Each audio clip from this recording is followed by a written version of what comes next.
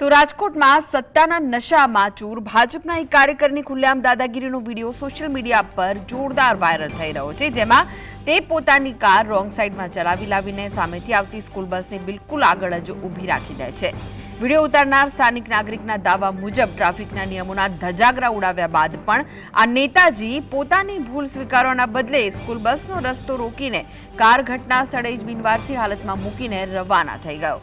રાજમાર્ગની અધવચ્ચે car મૂકતા જતા ભારે ટ્રાફિક જામના દ્રશ્યો સર્જાયા હતા અને બસ આગળ વધી ન શકવાના કારણે તેમાં બેઠેલા માસૂમ શાળાના વિદ્યાર્થીઓને ભારે હાલાકી ભોગવવી પડી અને વૈકલ્પિક વાહનોમાં પોતાના ગંતવ્ય સ્થાને જવાની ફરજ પડી હતી।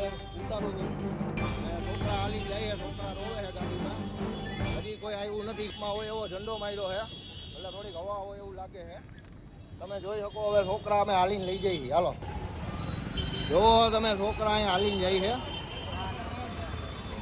છોકરાઓને હાલીને લઈ જઈ છીએ। આવી રીતે બસ 4 વ્હીલ ગાડી વાળો મૂકીને વયો ગયો, ભાજપનો બિલ્લો મારેલો છે।